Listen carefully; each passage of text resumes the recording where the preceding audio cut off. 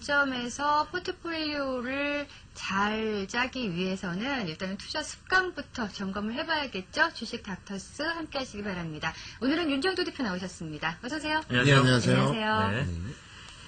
자, 오늘 펀드에 대한 문의인데요. 제가 살짝 봤는데 금액도 좀 크고요. 네. 굉장히 뭐랄까 꼭 필요한 돈이세요. 맞습니다. 좀 걱정이 되네요. 어떤 사연인지 만나보도록 하죠. 저는 펀드와 ELS 상품에 평생 모은 전 재산을 넣었습니다. 펀드는 남편이 10년 동안 거래하던 증권사 직원의 권유 때문이었는데요. 서브프라임 문제가 터졌을 때 제가 불안하다고 했더니 그 직원이 미국 문제지 우리나라랑 전혀 상관없다면서 걱정하지 말라고 하더군요. 그래서 저는 믿었습니다.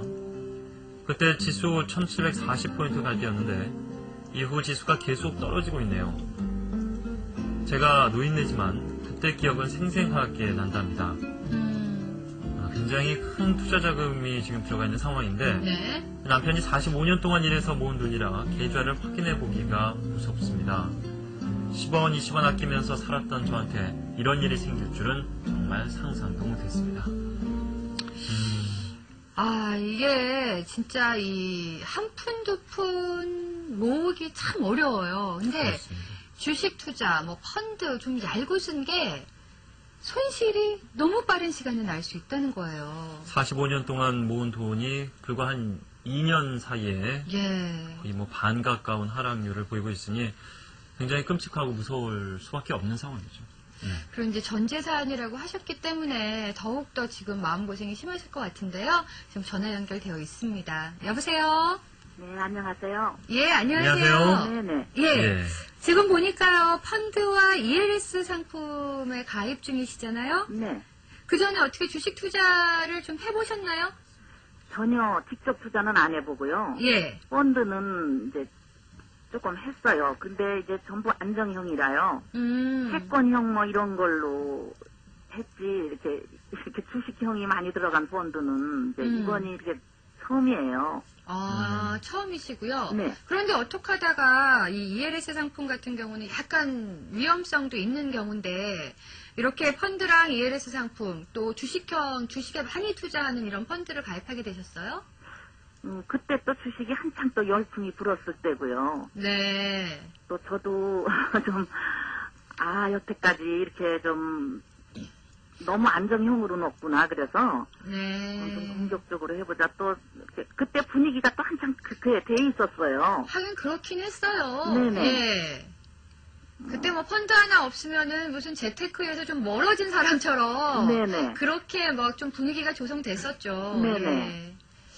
그러다 보니 가입을 하시게 되셨고요. 뭐 중간에 그 펀드가 뭐 플러스를 기록했던 적도 있었을 것으로 보이는데요. 네, 그 중에 하나는. 하나요. 네. 한 종목 정도. 네. 뭐 종목 얘기가 나왔으니까 펀드 상품 기억이 나십니까? 몇 개 어떤 상품인지? 여보세요? 네. 예. 너비게이터. 네. 네. 고요. 또 그 ELS 중에 예.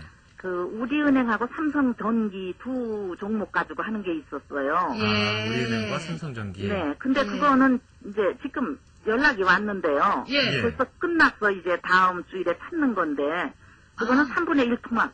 아니 3분의 1도 30%라고 그렇게 말씀하시더라고. 원금액. 30%가 남았다고요? 30%만 찾아갈 수 있다고? 네, 찾아가시죠. 그럼 손실이 지금 3분의 2, 거의 65% 정도 난 상황이시네요. 아니 70%라고. 그러니까 70%. 그렇죠, 예. 그거는 이게- 이제 그러니까. 따로 저희 예. 집 양반 그 정년 퇴직금이었어요. 그거는 그래서 ELS 상품에 네. 들어간 돈이 정년 퇴직금이셨고요. 네네. 만기가 바로 3일 후입니다. 네, 3일 그러니까 월요일 날 돈을 찾는 거 다음 주에 그렇게. 오늘 연락이 왔고, 증권사에서, 돈은 네. 다음 주 월요일에 찾을 수 있고요. 네네.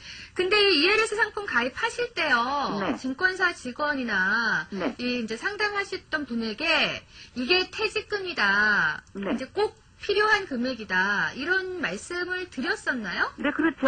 굉장히 좀 안정권을 그때 그 주식 제가 들어갈 때가요. 예. 1440인가 뭐 그랬었어요.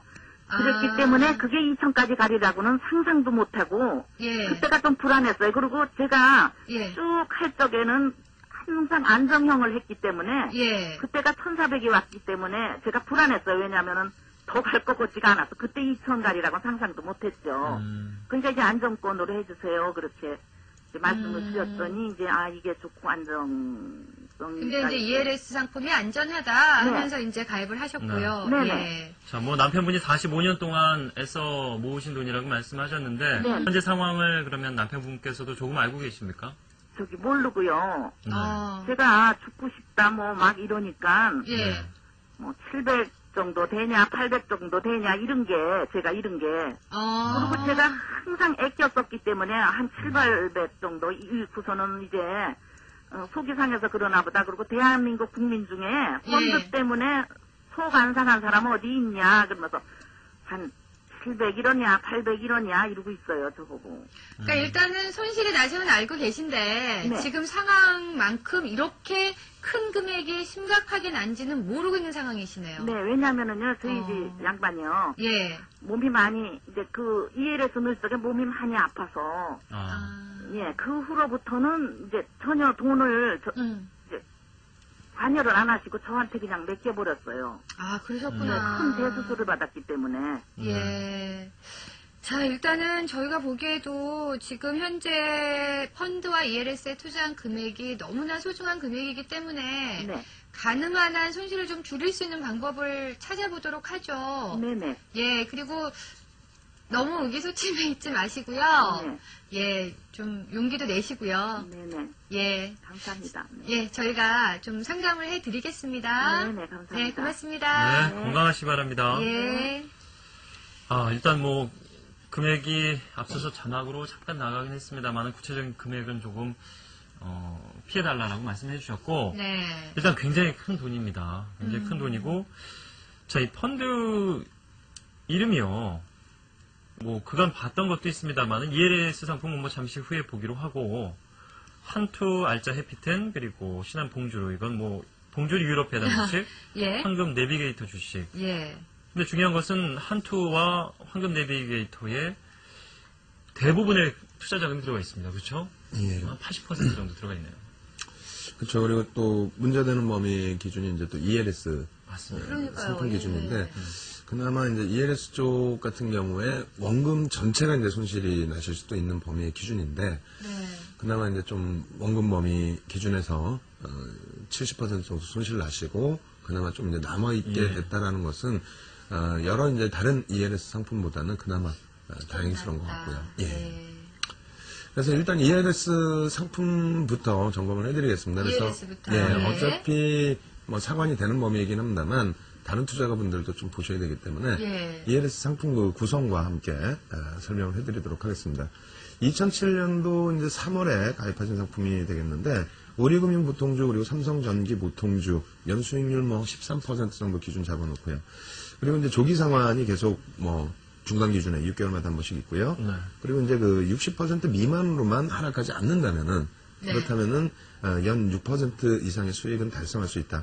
그러니까 2007년 3월이니까 사실 어찌 본다면 시점은 굉장히 좋았어요. 그 당시 시점이 대략적으로 한 1300포인트대 정도 됐을 거라고 생각하는데 1300, 1400포인트라고 그렇죠. 말씀하셨던데요. 예. 그리고 이제 그 조기 상환 같은 경우에는 이제 그 처음 6개월 기준에서 조기 상환 범위는 90%만 유지를 하면 그리고 그 다음에는 이제 85%, 80%, 70% 이렇게 유지만 한다면 뭐 무난하게 수익 달성을 하실 수 있는 그런 상품이었습니다. 그리고 시장 상황 감안한다면은 뭐 종목별로 차이가 있겠습니다만 일단은 가능성이 굉장히 높았었는데 문제는 종목을 한번 놓고 보시면요. 예. 우리금융지주의 주봉 차트입니다.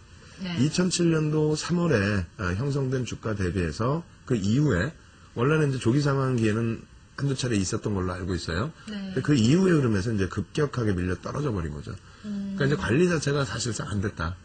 그리고 또 이 정도 범위에서는 또 시장이 월등한 강세를 띨 것으로 예상을 했었기 때문에 네. 그래서 이제 그 조기 상환은 전혀 이제 뭐 생각을 못 하셨던 것 같고요. 예.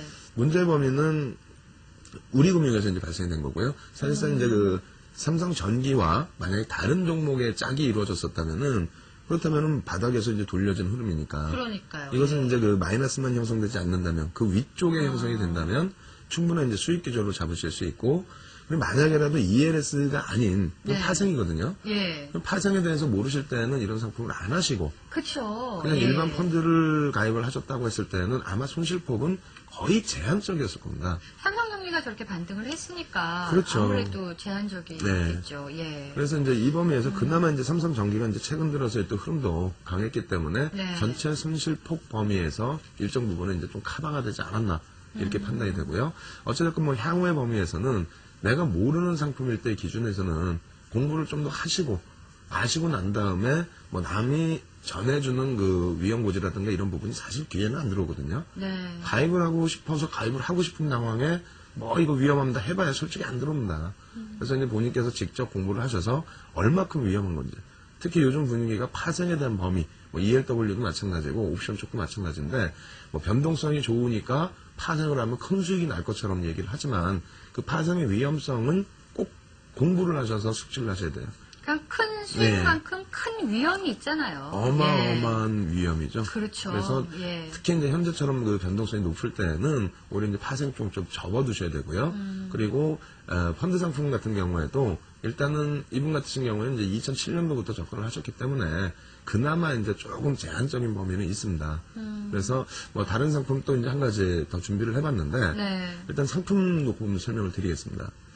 상품 한 가지 더 이제 그 펀드 상품 쪽에서 살펴보시면은요, 공주는 이제 유럽 배당 구성입니다.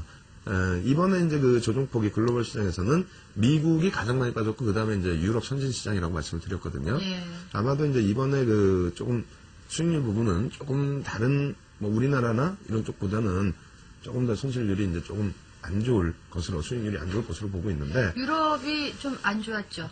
그렇죠. 시장 요번에, 자체가, 예, 이번 자체에서는 미국보다는 방어를 했습니다만 여전히 좀 안 좋았습니다. 그나마 이제 그 배당펀드 관련해서의 그 진입이었고, 또 앞전에 가입하신 범위의 기준이라면은, 그나마 이쪽도 이제 그 손실 범위 기준이, 그나마 이제 조금 제한적이실 것으로 생각을 하고 있어요. 네. 그래서 현재 기준에서는 일단 ELS 쪽에서 일부라도 자금이 들어오니까요. 예. 그 자금을 이제 대기 자금으로 형성을 하시고 뭐 시장 자체가 지금 뭐 제 생각에는 미국은 연중 저점을 찍었다고 생각을 하는데 네. 뭐 국내 증시는 상대적으로 이번에 방어를 잘했거든요. 예. 그 방향성이 좀 애매하기 때문에 일단 ELS 자금 그 다시 들어오는 자금은 멈춰 계시고 예. 추가적으로 뭐 들어가시면 안 되겠죠. 네. 멈춰 계시고 향후 흐름에 있어서는 뭐 국내 지수 기준으로 만약에 2, 4분기 기준에 특히 뭐 4월 기준에 1300 근처까지 올라온다면 그때는 절반 정도는 좀 정리하시는 쪽이 좋지 않을까 이렇게 말씀을 드리겠습니다. 그럼 신한봉주로 유럽 배당 주식은 어떻게 할까요? 일단은 지금 기준에서는 좀 가지고 가십사. 그러니까 계속, 예. 왜냐하면 특히 이제 선진시장 쪽으로 이제 들어가 있는 범위의 상품군들은 예. 지금 이제 뭐 시황 때도 말씀드리겠습니다만 이번 조정은 역순으로 됐거든요. 미국이 가장 많이 빠지고 그 다음에 유럽, 그 다음에 예. 일본, 그 다음에 이머징 마켓, 그 다음 브릭스. 네. 그래서 이제 그 범위에서 지금 많이 빠져 있는 상태에 오히려 미국 쪽에서의 강한 반등이 1차적으로 나와줬기 때문에 재차 이제 이번 저점을 이탈시킬 가능성보다는 연중 기준으로 놓고 봤을 때는 추가적인 제한적 반등. 그렇다면 제가 볼 때 국내 지수 기준으로 1300포인트 뭐 중반 정도까지는 보고 있습니다만 1300 근처 수준이라면 오히려 이제 미국이나 뭐 유럽이나 또 여타 국가들 전부 이제 되돌림 범위는 나타날 수 있을 것 같아요. 네. 그때 정리를 기준 잡으시고 만약에 이제 그 시청하시는 분들께서 브릭스 시장을 가지고 계시는 경우라면은 네. 브릭스는 이번에 빠진 게 없습니다. 네. 거의 예. 중국도 마찬가지고 러시아도 반등을 주고 있는 상황이고 그런 범위이기 때문에 브릭스는 오히려 이제 국내 지수 기준으로 1200포인트 전후 수준이라면은 정리 기준 이렇게 말씀을 드리겠습니다. 네. 그럼 뭐 일단 ELS 상품은 만기가 끝났으니까 돈을 찾으셔야겠네요. 네, 대기자금으로 예. 뭐 투자 자금에 비해서는 굉장히 미미하고 큰 손실입니다만은 네. 대기자금으로 놔두시라고 말씀해 주셨습니다. 자, 뭐 건강이 가장 중요하죠. 이 노후자금으로 쓰실 돈이기도 합니다만은 어떻게 보면은 건강을 먼저 챙기셔야 될 시점이기 때문에 네. 뭐 지금 당장은 말을 못 하시더라도 시간이 조금 지나서 손실이 좀 많이 되면 남편분께도 좀 말씀을 드리고요. 얘기를 하셔야죠. 예, 투자 자금을 좀 대폭 축소하신 이후에 또 다른 운용 방안을 차후에 생각해 보시는 것이 좋을 것으로 보입니다. 마음의 병이 가장 크다고 하잖아요. 맞습니다. 혼자 예. 고민하시면 병생이시니까요. 마음을 조금만 더 편하게 가지시기 바랍니다. 네. 현재 1170 넘어섰죠? 포인트. 네. 자, 1170을 계속해서 넘어설지, 이제 유지가 될지도 궁금하고요. 또 금요일이다 보니까 또 후장에 어떤 변화가 있을지도 궁금한데요. 지금 현재 윤정주 대표의 그 예. 박스권이라면은 거의 상단 부분이잖아요. 네, 그렇죠? 맞습니다. 1170 정도면 예, 예. 시장 흐름 어떻게 보세요? 이 상단을 뚫고 올라갈 수 있을 거라고 보세요? 아니면 조정 기간이 좀 있을 거라고 보세요? 그러니까 지금 제일 죄송스러운 게 네. 방향을 저도 좀 잘 못 잡겠습니다. 그러니까 다시 예. 얘기해서 2, 4분기 이제 1, 4분기 때부터 계속 말씀드린 내용이 1, 4분기에는 1100에서 1200 정도, 1200에서 이제 그 플러스 마이너스 30포인트 정도의 고점, 2, 4분기에 이제 1300포인트까지의 언급을 드렸습니다만 이것이 이제 바로 올라갈지, 바로 올라가게 된다면 지난 그 2008년도 3월부터 5월까지의 경우에요. 4월 달에 그 1800 공방이 굉장히 강렬했을 때 네. 한번 눌렸다 간다라는 얘기가 많았었거든요. 예. 근데 결국은 그냥 바로 바로 1200까지 갔죠. 예, 예. 올라서 버렸는데요. 지금의 범위에서도 역시 마찬가지로 1300까지 바로 갈 수 있다는 의견도 상당히 있습니다. 다만 이제 제가 볼 때는 조금 버거운 부분이 있다라는 거죠. 어떤 거냐면 대만이 직전 고점들을 뚫어주고 그리고 뭐 중국도 오늘 같은 경우에 상하이 종합주가 지수가 2300포인트 근처까지 올라와주는 뭐 네. 그런 흐름이기 때문에 우리는 그렇다면 미국과의 디커플링 예. 그리고 이제 유럽 쪽이나 또 마찬가지의 국가들도 그 비슷한 흐름이 나와줬는데 문제는 너무 또 이격이 발생되면 안 되거든요. 그렇겠죠. 예. 아무래도. 예. 그래서 오늘이 참 저도 개장 초에 궁금했습니다만 일본이 오늘 휴장인데다가 그렇죠. 예. 그죠? 그리고 이제 그 중국 쪽과 항생 쪽이 사실상 지금 조정의 흐름이 살짝 조정의 흐름이 나오고 있어요. 그래서 오늘 하루의 기준을 잡는다면은 제가 판단할 때는 뭐 프로그램 대비해서 기관들의 매도도 좀 강한 편이고요. 그렇기 때문에 정강 후약의 흐름 그리고 오후장의 금요일장의 그 불확실성 때문에 움직임이 다소 이제 좀 주춤거릴 수 있다. 다만 이러면서 이제 다른 방향성 얘기하면 제일 나쁜 전문가가 되는 거거든요. 네. 근데 이제 1시 35분 이후부터는 일단 항생이 움직임이 없어집니다. 점심시간 들어가거든요. 예. 그리고 이제 중국이 이제 2시부터 재개장이 되긴 하는데, 일단 그렇게 된다면 국내 증시 자체 흐름이 좀 나올 수가 있습니다. 그게 이제 그 10시 반 이전까지의 개장 초부터 해서의 그 강세의 흐름, 그것도 이제 나올 수 있기 때문에, 네. 저라면 둘 다 모를 때는 멈추겠습니다. 일단은 예. 매수도 매도도 아닌 예. 바라보자. 그렇죠. 예. 그리고 이제 지금 굉장히 화두되고 있는 환율 부분 좀 차트 보면서 예. 빨리빨리 넘어가겠습니다. 예. 네. 일단 그 환율 부분에 대해서는 여러 가지 의견이 있습니다만 제가 판단할 때는 이 경우입니다. 1600원까지 올라왔을 때 굉장히 위험하다라고 했지만 결국 그때 당시 이제 국내 증시 천일 때에는 달러와 인덱스 자체의 강세 때문에 연출됐던 범위이기 때문에 크게 부담 없다라고 말씀을 드렸었고요. 지금의 범위는 이제 국내 환율 쭉 내려와 있지만은요. 사실 달러와 인덱스 보시면은 그 12월 달에 저점 대비해서의 상승 이후의 절반 조정이거든요. 네. 국내 원달러 환율 똑같습니다. 그래서 국내의 어떤 문제점 요인보다도 달러와 인덱스에 기인이 되고 있는데 달러와 인덱스는 제가 판단할 때에는 지속적으로 이제 재차 강세 요인으로 돌아설 가능성이 높다. 그 부분은 나중에 시간 되면 다시 한번 자세히 설명드리겠고요. 네. 그다음에 이제 그 변동성 기준입니다. 빅스 시카고 선물거래소에서 사용하고 있는 S&P 500 지수에 대한 옵션 변동성을 나타내는 건데요. 일단은 뭐 강한 랠리가 나오기 위해서는 뭐 직전에 고점이라고 인식이 됐었던 35 미만으로 내려와 줘야 되지 않나 이렇게 말씀드리겠고요. 네. 그리고 이제 다우 쪽의 기준에서는 만약에 조정폭이 나온다면 7,100에서 7,200 정도 기준. 네. 그리고 이제 국내 기준 놓고 보시게 된다면은 일단 1,130에서 깊은 조정이 나오게 된다 했을 때에도 1,100 정도. 그렇기 때문에 뭐 조정도 그렇게 깊지는 않을 것 같고 네. 랠리 부분에 있어서는 뭐 좀 제한적일 것 같고 네. 그래서 좀 멈춰 있는 쪽으로 말씀드리겠습니다. 알겠습니다. 자, 시장 상황 점검까지 해봤고요. 스피드 종목 상담 4종목만.